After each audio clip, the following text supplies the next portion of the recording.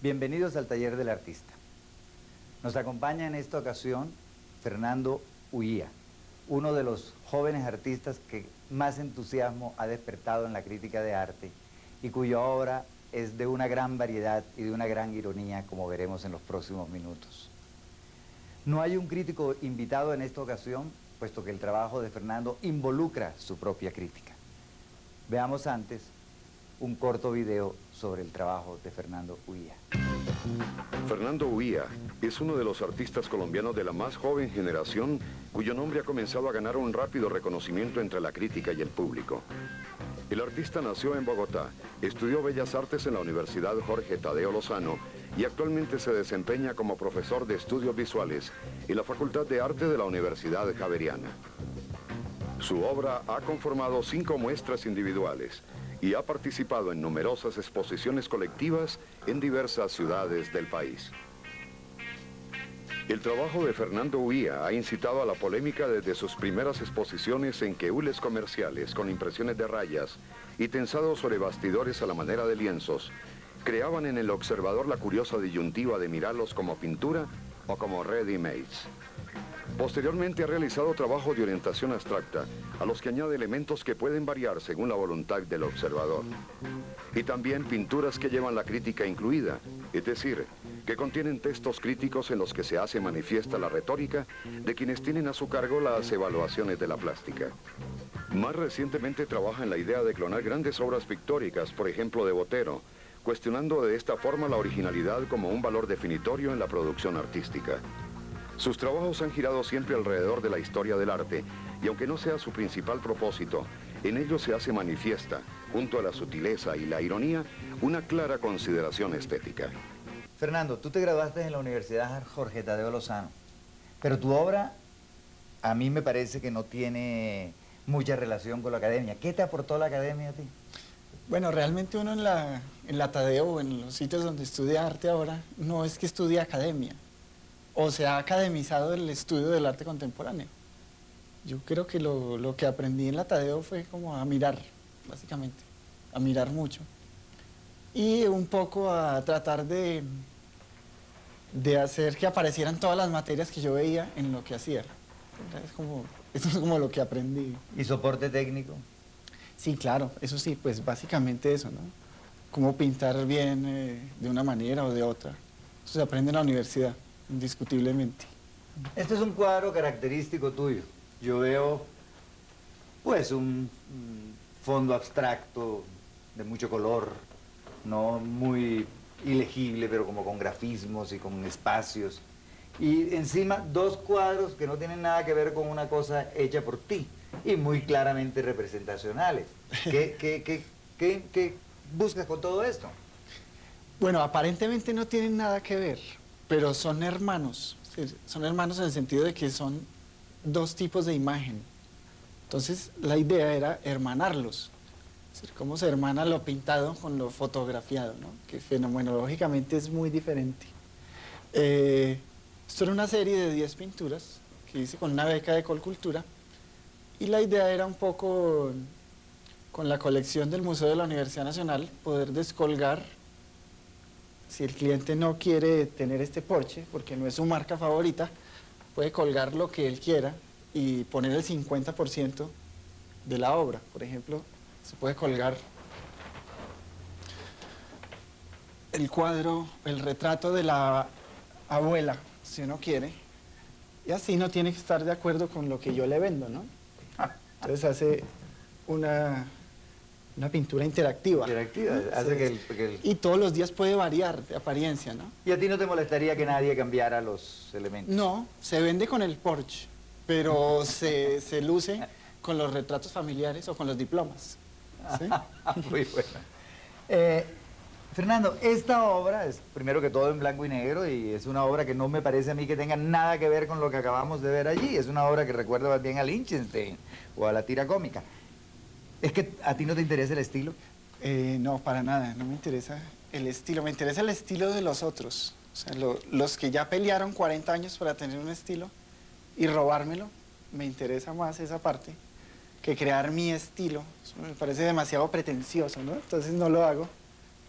parece más colombiano robar, ¿no? Es como un signo más colombiano. Pero en el fondo no es tan Liechtenstein porque es demasiado manual, ¿no? Liechtenstein lo haría más tecnológico y todo. Eso está hecho a la prima, como decían antes.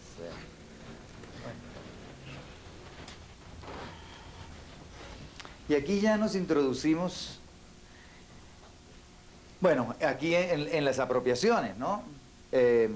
Háblame de este gran Van Gogh. Sí,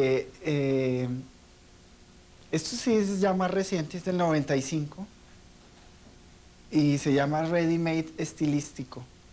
Entonces, lo que se trata de hacer es traer estilos de otra gente, estilos muy reconocidos como el de Van Gogh, y no solo estilos, sino toda la literatura que hay detrás de una figura como Van Gogh, ¿no? Entonces, para acercarse más uno al público, se trae una imagen que tenga un peso dramático detrás, ¿no? Así como en la película Set de Vivir, entonces todas esas cosas pasan en esta obra. La idea un poco también es agrandar las obras que son pequeñas. Ya son pequeñas en los libros, pero en la vida real son bien pequeñas. Y darle una calidad de 52 pulgadas, como dice ahí en la pintura, así como una pantalla de televisión, le ofrecen a uno, que le agrandan la imagen o le agrandan Amparo Grisales al máximo. Esto debe pasar con estas obras, ¿no? Se agranda más de lo que son. Y al mismo tiempo tiene una frase de un crítico, en este caso es de Marta Traba, tiene publicidad y así hace que la obra sea independiente, ¿no? Que no dependa de instancias críticas ni comerciales. Pero ¿y la frase del crítico tiene que ver con la obra? No, la frase se toma al azar, un poco en el sentido del ready-made o de la cosa encontrada, pero tarde o temprano comienza a hacer sentido, ¿no? Lo que he visto con la gente es que comienzan a leer y es imposible ver esta obra sin la frase. Entonces, no era mi intención, pero tarde o temprano llega a pasar, se vuelve lenguaje, ¿no? Llega a tener un sentido. Oh, interesante eso que estás diciendo por parte del público. Eso te iba a preguntar yo, entre otras cosas, ¿cómo reacciona el público ante un gran Van Gogh o ante una obra de estas apropiada por ti? Pues en un primer momento hay básicamente una cosa puramente visual, que es realmente el objetivo mío, y una cosa táctil, activar el tacto a través de la visión, y eso está sucediendo con la gente. Las interpretaciones que hay después no me interesan mucho, pero obviamente pasan, y es que empieza a haber todo tipo de interpretaciones, ¿no? Hay una dispersión gigantesca ahí, desde gente que piensa que uno es simplemente un copista, hasta otra persona que piensa que esto es un paisaje como el que quisiera tener en la casa, ¿no? Hay todo tipo, hay una gama muy grande de interpretaciones, y eso también me interesa. Veo que la cuestión de que no te interese en el estilo lo tomas muy en serio, porque de Van Gogh a Mondrian, no, Sí. hay todo un universo. Básicamente lo que yo hago es coger un libro de arte, y en un libro de arte sí hay unidad, ¿no? O sea, uno puede pasar de Leonardo a Van Gogh y de Van Gogh a Mondrian, y en un mundo lleno de imágenes como el que estamos, no es tan difícil pasar de Van Gogh a Mondrian. Es un poco como esta idea que tenemos de los computadores y la nueva tecnología y el internet permiten que haya esos saltos. La mente lo puede hacer, pero tal vez moralmente no estamos preparados para eso, ¿no? Pero ya el ojo lo hace todo el tiempo, ¿sí? De todas maneras veo que es un Mondrian en 3 tamaños distintos. ¿Qué buscabas con eso, con esa diferencia de escala? Bueno, esta obra se llama Aligeramiento del Ser, y lo que busqué es precisamente quitarle la parte metafísica de Mondrian, esa cosa que tenía él del más allá, ese apego muy difícil de quitar en los pintores de esa época, modernos, y más bien volverlo mío, una cosa más metida en la idea de la repetición, de la clonación, de todo ese tipo de cosas que se manejan ahora. Entonces es un Mondrian disminuido, sí, casi minusválido. Pues aquí me he llevado una gran sorpresa a ver este Marcos Pina también gigantesco. Marcos Pina, pues uno de los pintores colombianos más importantes de por allá de la generación de los años 40 y 50. ¿Te interesa el arte colombiano también? ¿Te interesa clonar, como dices tú, el arte colombiano? Sí, claro que me interesa mucho. Básicamente lo hago también por una cuestión de dispersar, o ¿cómo se dice? De comunicar qué es el arte colombiano. Hay algo de pedagogía en todo esto. Sin embargo, sí tengo un amor muy grande por Marcos Pina. Fue ese realmente el artista que introdujo el arte abstracto en Colombia. Y ya desde ese punto de vista me interesa mucho. Obviamente no toda su obra es de alta calidad, pero las obras que son de alta calidad, como esta copia que hice yo, son excelentes, ¿no? Realmente son logros gigantescos del arte colombiano y hay que difundirlos. Entiendo que esto es una frase de Carolina Ponce, no sobre la obra de Marcos Pina, sino simplemente sobre otra obra y tú la pones ahí. Y me contabas que Carolina, cuando vino a la casa, no reconoció que ella había escrito esa frase, que es una frase muy bella, entre otras cosas, no, Sí, no es una crítica a Carolina. Las frases no se cogen porque sean mal o bien escritas, sino por la capacidad retórica, es decir, por la capacidad de traer imágenes. Entonces, la frase trae imágenes y yo presento otra imagen y hay una colisión ahí rarísima y la gente queda en blanco, ¿no? Entonces, sí, efectivamente Carolina vio esto expuesto y dijo que ella no había escrito eso. Y no solo eso, sino que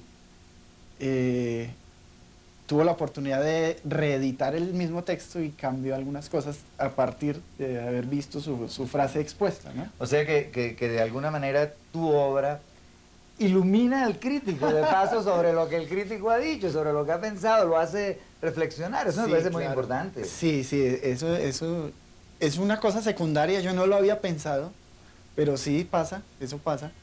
Es decir, cuando se ve un texto así de grande, con esta calidad visual, pone a pensar a todo el mundo, ¿no? Y más al dueño de la frase.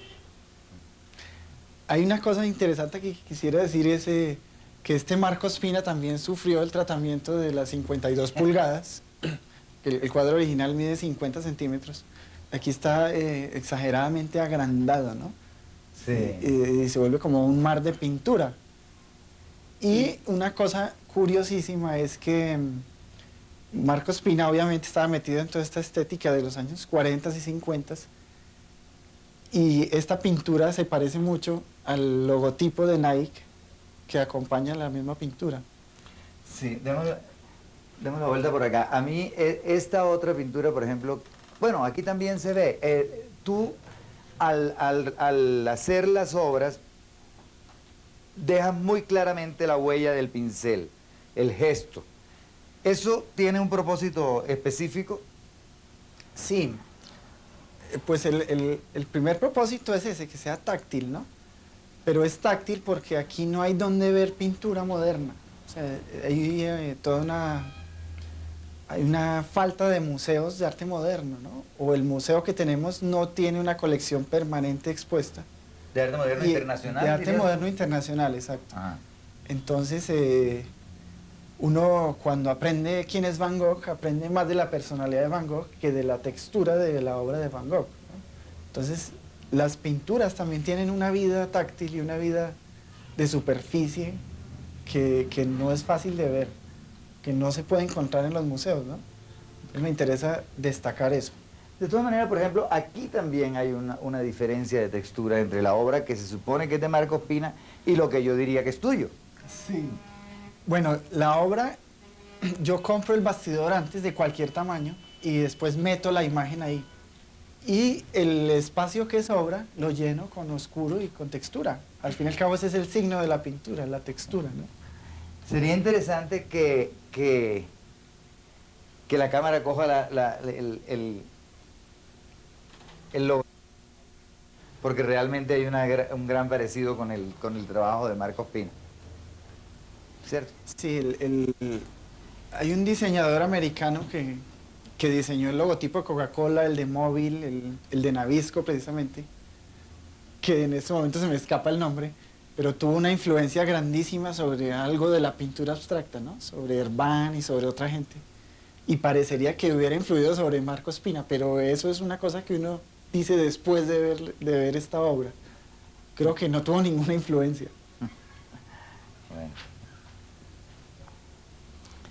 Y aquí sí me tocó increparte, porque ¿qué hace mi nombre puesto ahí en esa obra?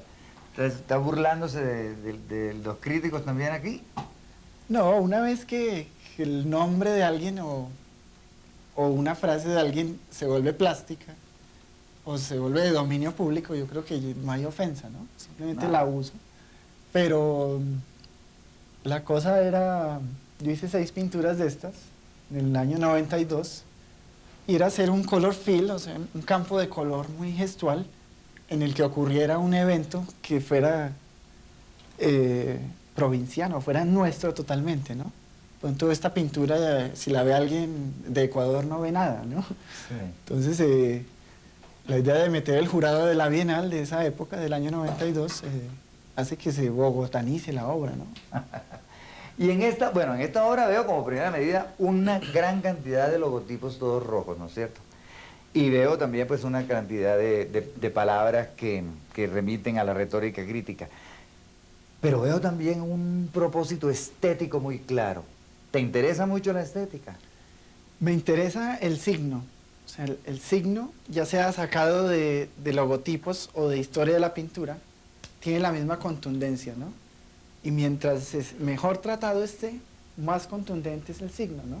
Mientras mejor pintado esté, mientras mejor aplicado esté el pigmento, más contundente va a ser para el que la vea, ¿no? Y hay una cosa interesante de esto, es de lo último que he hecho, y es que sea logotipo o sea historia del arte, la pintura hay que igualarla como por ese lado, por el lado del signo, ¿no? Entonces puede haber pedacitos de Albers, puede haber texto, logotipo, todo debe quedar como a la misma altura estética, ¿sí? Entonces sí, obviamente sí me interesa la estética, muchísimo. O tú dirías que, bueno, antes, aquí hay un Frank Stella, otra vez con una frase de un crítico y otra vez con los 52 pulgadas y con los 2 logotipos. ¿Esta obra hizo parte de esa exposición? Sí, eran 5 obras. Esto vino después de unas pinturas en hule que tú hiciste y que desafortunadamente no tienes ninguna porque espero que las hayas vendido todas. Las pinturas en hule eran una parodia a la pintura. Pues para mí eran muy serias, no eran tan parodia. ¿No? Pero en el momento en que se exhibió, se creó el chiste y pues a mí me interesa el humor muchísimo. La cosa del hule es que pues yo me formé en la época de los pintores de la transvanguardia y toda esa cosa. Y había que pintar muy bien.